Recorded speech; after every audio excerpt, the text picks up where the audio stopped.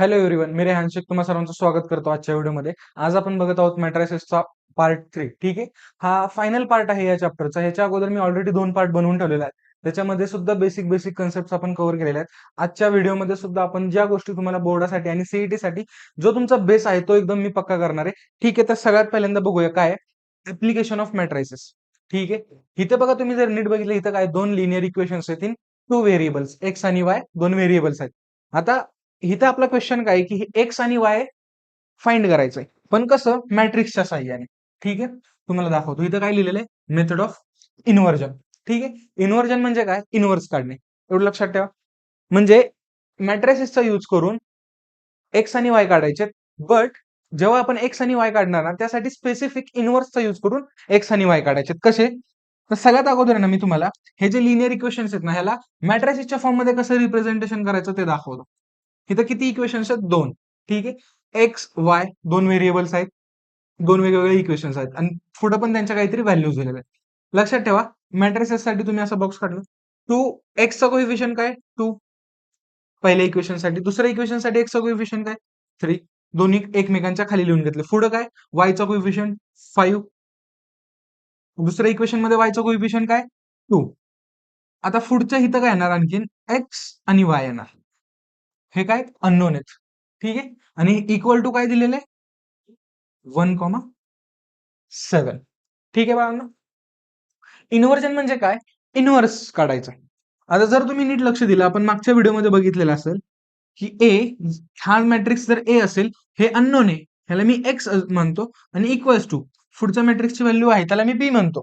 जर मी इथं pre multiplied by A inverse केलं तर हे कसं तयार होतं बघा, बी.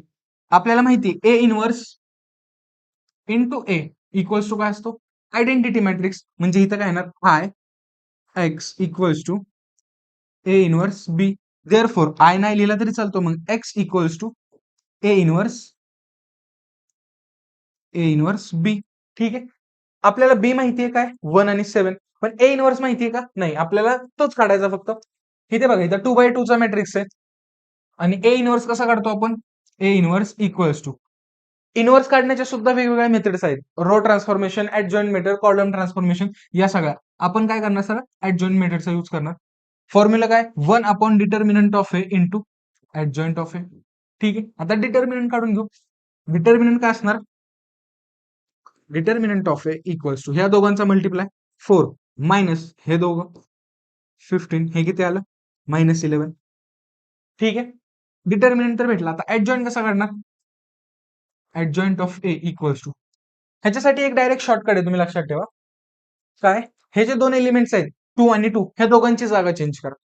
दोघांची जागा चेंज केली तरी ते तसंच दिसणार आहे, 2 आणि 2. आणि इथं जे 5 आणि 3 आहेत ना, ह्या दोघांचं फक्त साइन चेंज करा, -5 -3. हा काय झाला आपला ऍडजॉइंट. कळलं तुम्हाला काय केलं ते, ह्या दोघांची जागा बदलली आणि ह्या दोघांचं साइन चेंज केलं.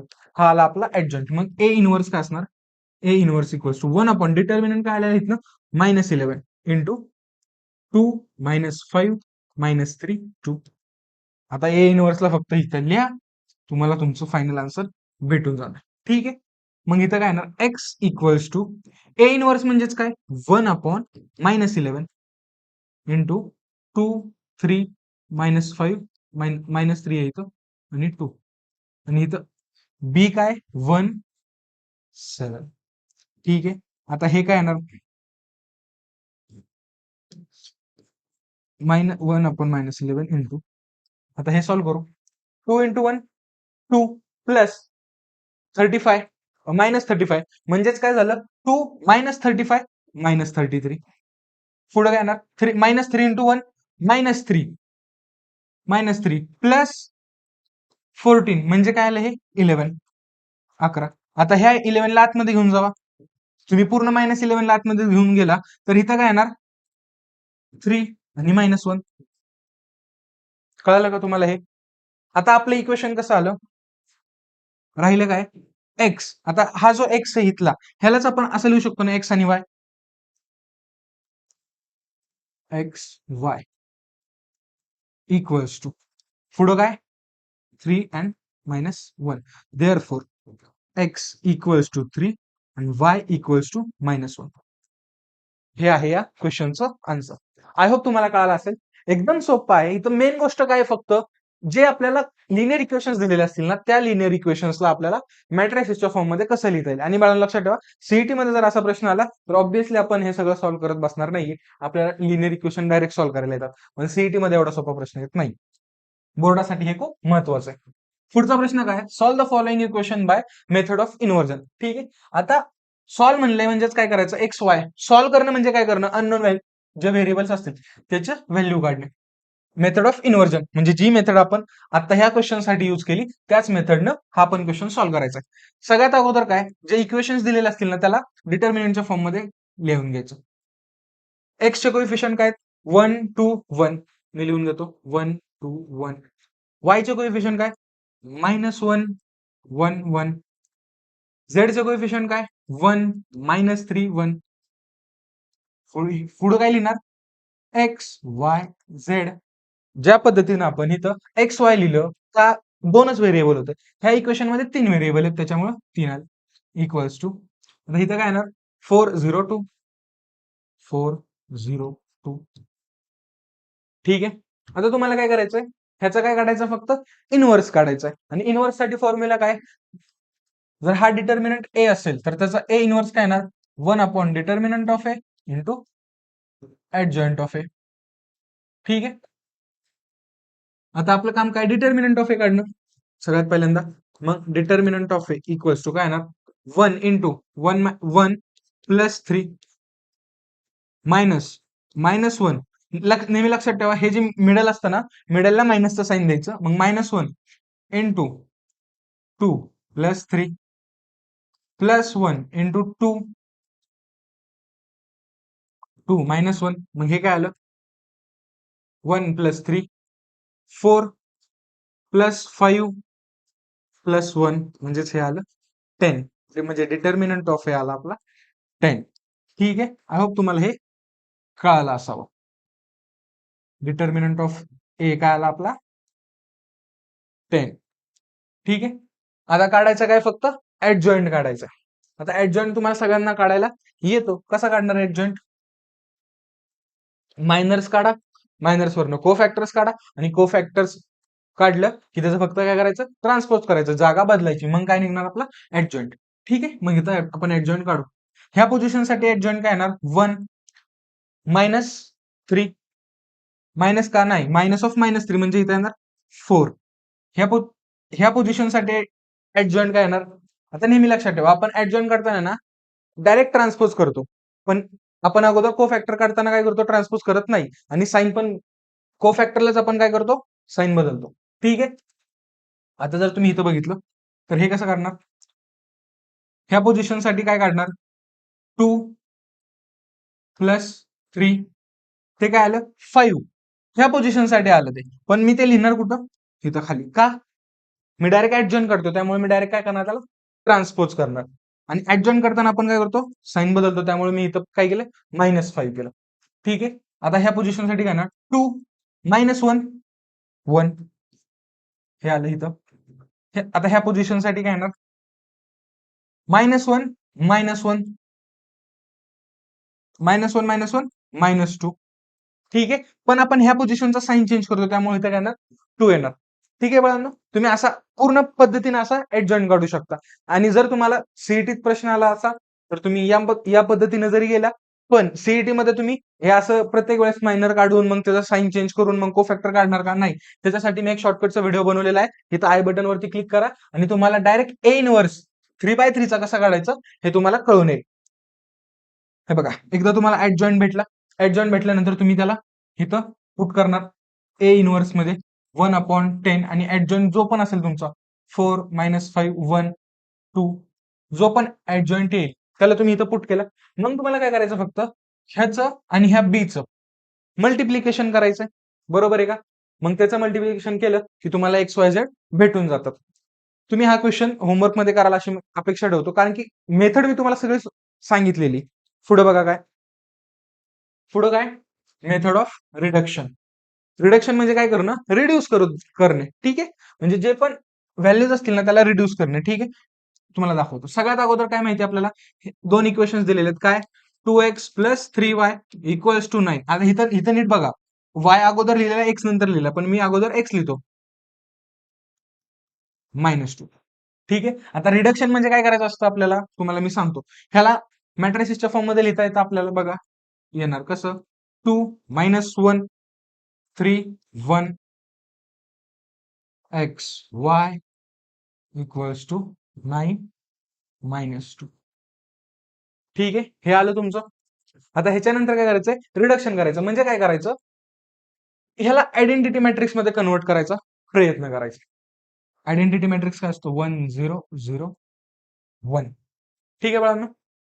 आता ह्याला आयडेंटिटी मॅट्रिक्स मध्ये कन्वर्ट करताना सगळ्यात अगोदर नेहमी लक्षात ठेवा, इथं 1 आलं पाहिजे. इथं 1 आणण्यासाठी मी काय करणार, मला R1 मध्ये चेंज करायचं आहे. जर मी R1 आणि R2 दोघांची ऍडिशन केली, तर ते कसं दिसणार बघा, 2 -1 ते काय होणार, 1. 3 + 1 4. खालचं काही चेंज होणार आहे का, नाही. x y, इथं पण ऍडिशन करा. 9 -2 7 -2. ठीक आहे. आता ह्या 1 चा यूज करून मला हे 0 करायचं. ठीक आहे. मग मी काय कसं करणार, ह्या दोघांची ऍडिशन करा पुन्हा. मग तर मला चेंज कशात करायचं, R2 मध्ये, म्हणून मी काय अगोदर R2 लिहिला, R2 प्लस R1. ठीक आहे. मग आता R1 मध्ये काही चेंजेस आहेत का, नाही. त्याच्यामुळे 1 4 x y इक्वल्स टू 7. ह्या दोघांची ऍडिशन केली, हे काय आलं, 0. 4 + 1 5. ह्या दोघांची ऍडिशन केली, 7 -2, हे काय आलं, 5. ठीक आहे बाळांनो. बोर्डाच्या परीक्षेत आला ना तुम्ही, इथपर्यंत थांबला तरी चालेल, काही प्रॉब्लेम नाहीये. आन्सर तुमचं येणारच. कसं येणार, जर तुम्ही नीट लक्ष दिलं नाही तर एक्सच्या मल्टिप्लिकेशन मध्ये इथं काय 0 आणि वायच्या मल्टिप्लिकेशन मध्ये काय 5 आहे फक्त. मग हे कसं होतंय, 5y इक्वल्स टू, इथं खाली कोणती टर्म आहे, 5. देअरफॉर y इक्वल्स टू काय आला, 1 आला. आता ह्याच्यावरनं तुम्ही सॉल्व्ह करू शकताय. y जर 1 आला तर तुम्ही तो इकडे ठेवा कोणत्या इक्वेशन मध्ये. जर मी ह्या ह्या इक्वेशन मध्ये ठेवला y ला 1, म्हणजे -x प्लस 1 इक्वल्स टू -2. मग आता हा -1 +1 पलीकडे घेऊन जा, म्हणजे -x equals to -2 -1 -x equals to -3. मग x काय आला आपला, 3. ठीक आहे बाळांनो, आपल्याला x भेटला, y भेटला. हा क्वेश्चन सॉल्व्ह झाला. कसा करायचा कळालं तुम्हाला. इथं मी काय केलं, रिड्यूस केलं, त्यामुळे ह्या मेथडला काय बोलतात, मेथड ऑफ रिडक्शन. कळालं. आता पुढे बघा, पुढे पुन्हा 3 इक्वेशन्स आहेत. ह्याला मॅट्रिसेस मध्ये कसं लिहायचं, x चे कोएफिशियंट लिहून घ्या अगोदर, 1 1 1. y चे कोएफिशियंट 3 4 3. z चे कोएफिशियंट 3 4 4. पुढे काय लिहिणार, x y z equals to, इकडे काय इक्वल टू मध्ये काय पुढे दिलेलं आहे त्यांनी, 12 15 अँड 30. हे कळालं तुम्हाला, हे कसं लिहायचं कळालं तुम्हाला. आता फक्त काय करायचं, मला ह्या टर्म्स 0 करत जायचा. जर माझा झेडच्या इक्वेशन मध्ये एकच व्हॅल्यू राहिली आणि मग ते मला पुढं डायरेक्ट मी झेड काढू शकतो. मग त्या झेडच्या हेल्पनं वाय काढणार आणि वाय आणि झेड दोघांच्या हेल्पनं मी काय काढणार, एक्स काढणार. हे असं केलं तरी चालतं. नाहीतर तुम्ही डायरेक्ट काय करायचं, हा जो मॅट्रिक्स आहे याला आयडेंटिटी मॅट्रिक्स मध्ये कन्वर्ट करायचा प्रयत्न करा. आणि जर परीक्षेत कोणतीही मेथड स्पेसिफिक केली नसेल तर तुम्ही कोणत्याही मेथडनं जा, इन्व्हर्जन जा किंवा रिडक्शन जा, काही फरक पडणार नाही. आता ह्याला आपण काय करू, ह्यांनी इथं दिलेले मेथड ऑफ रिडक्शन. रिडक्शन म्हणजे काय, मला ह्याला आयडेंटिटी मॅट्रिक्स मध्ये कन्वर्ट करायचं. आयडेंटिटी मॅट्रिक्स मध्ये कन्वर्ट करताना सगळ्यात पहिला रूल काय, तिथं 1 असलं पाहिजे. तिथं 1 आहे का, आहे. ठीक आहे. मग मी काय करतो, ह्याला 0 करतो ह्याच्या हेल्पने, ह्या 1 च्या हेल्पने ह्या पोझिशनला 0 करायचं. मला चेंजेस कशामध्ये करायचे, R2 मध्ये. मग मी R2 मायनस R1 करतो. कळालं का. आता मी आणखीन एक स्टेप पुन्हा इथंच करतो का, टाइम वाचेल आपला. मी ह्या 1 च्या हेल्पने ह्याला पण 0 करू शकतो. कसं, ह्या दोघांचा पुन्हा मायनस करू. चेंज कशात करायचं, R3 मध्ये. इथं काय येणार, R3 मायनस R1. दोन्ही गोष्ट आपण आता इथं सोबत करू, तुम्हाला दाखवतो. पहिले R2 साठी, R2 साठी केले, R3 साठी चेंज करणार आहे. मग R1 मध्ये काही चेंज होणार का, पहिल्या रो मध्ये काही नाही. मग 1 3 3 X Y Z equals to 12. ठीक आहे. R2 मायनस R1 म्हणजे 1 मायनस 1 0, 4 मायनस 3 1, 4 मायनस 3 1. हे झालं R2 साठी. आता इकडे पण R2 साठी 15 मायनस 12 3. आता हे ऑपरेशन R3 साठी 1 मायनस 1 0, 3 मायनस 3 0, 4 मायनस 3 1, 13 मायनस 12 1. ठीक आहे बाळांनो, कळालं तुम्हाला? आता जर तुम्ही इथनं नीट बघितलं तर झेडची व्हॅल्यू काय आली? हे बघा, इथं 2 झिरो ऑलरेडी झाले. आपल्या एका स्टेपमध्ये इथं 2 झिरो झाले. असं होत नाही शक्यतो, पण झाले. असं झालं. आता मग इथं काय आलं फक्त 1 Z equals to 1, therefore Z equals to 1. हे असं आलं. आता तुम्ही ह्या सेकंड लाईन मध्ये बघा, तिथे काय दिलेलं आहे? Y 1 into Y plus 1 into Z equals to इथं काय 3 आहे. झेडची व्हॅल्यू मला ऑलरेडी माहिती आहे काय 1. मग वाय प्लस 1 इक्वल्स टू 3. मग Y equals to 3 minus 1, Y equals to 2. मला वाय भेटला, झेड भेटला. मी आता ह्याच्या हेल्पनं एक्स काढतो. कसा काढणार? इथे बघा, पहिल्या रो मध्ये 1 into X X plus 3 into Y 3y plus 3 into Z 3z equals to काय असणार आहे 12. वाय आणि झेड माहिती आहे काय? एक्स प्लस वायची व्हॅल्यू काय 2 प्लस झेडची व्हॅल्यू काय 1. सगळ्या पुट केल्या मी इक्वल्स टू 12. मग काय आलं X plus 6 plus 3 equals to 12. मग काय आलं X plus 9 equals to 12. X equals to 12 minus 9, therefore X equals to 3. ठीक आहे. तुम्हाला कळालं हे कसं करायचं? तुम्ही डायरेक्ट असंही करू शकता आणि तुम्ही नाही म्हटलं तर ह्याला पुन्हा हे जे वरचं 3 3 1 आहे ह्याला आयडेंटिटी मॅट्रिक्स मध्ये कन्वर्ट केलं तरी तुमचा आन्सर हेच येणार आहे. मी तुम्हाला ते सुद्धा करून दाखवणार आहे, लक्षात ठेवा. ह्याला मी सरळ असं उचलतो, ह्याला मी साईडला केलं. आता मेन स्टेप काय? ह्याला पूर्णपणे आयडेंटिटी मॅट्रिक्स मध्ये कन्वर्ट करायचं. आता जर तुम्ही नीट बघितलं हे डायगोनल एलिमेंट्स काय झाले? तिन्ही 1 झाले. खालचे एलिमेंट्स पण काय झाले? लोअर ट्रायंगल काय आला? 0 आला. आता मी ह्या 1 चा यूज करून ह्याला 0 करणार. कसं? ह्या दोघांमध्ये सबट्रॅक्शन करूया सरळ सिंपल. मग मला R2 मध्ये चेंज करायचंय. एक लक्ष द्या, R2 मध्ये अगोदर चेंज करण्यापेक्षा ना मी जर ह्याला 3 ने मल्टिप्लाय केलं आणि ह्याच्यातनं जर मायनस केलं ना तर हे 2 झिरो इझिली होऊन जातात. तर मी R1 मध्ये चेंज करतो सगळ्यात अगोदर. काय आहे बघा, इथं माझे 3 आलेले आहेत. ठीक आहे, इथं माझ्याकडे 3 आहेत.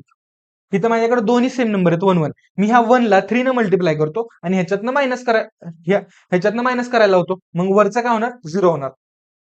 मग R1 मायनस 3R2 म्हणजे काय होणार? 0 म्हणजे काय होणार? 1 मायनस 0 1, 3 मायनस 3 0, 3 मायनस 3 0. म्हणजे काय होणार? 0 1 1 0 0 1. X Y Z equals to. आता इथं जर बघा R1 काय 12. ठीक आहे, मायनस 3 R2 काय पुन्हा 3 म्हणजे आलं 12 मायनस 9 3. म्हणजे इथं काय आलं माझं 3 3 1. ठीक आहे, हे आलं. आता माझ्याकडे राहिलं काय? फक्त एकच एलिमेंट राहिला हा 1. ह्याला 0 केला, माझा आन्सर भेटलं. ह्याला 0 कसं करणार? जे मगाशी आपण करत होतो ते ती स्टेप आत्ता करायची. काय? R3 मधनं हे आपलं R2 मधनं R3 मायनस करा. चेंज कशात करतोय? R2 मध्ये. मग काय करणार? R2 minus R3. मग हे काय होणार बघा? R1 मध्ये काही चेंज होणार आहे का? नाही. मग ते राहणार 1 0 0 X Y Z equals to 3 1 3 1 आलं. ठीक आहे, R3 मध्ये चेंज, R2 मध्ये चेंज करतोय. 0 मायनस 0 0 आलं. 1 मायनस 0 1, 1 मायनस 1 0.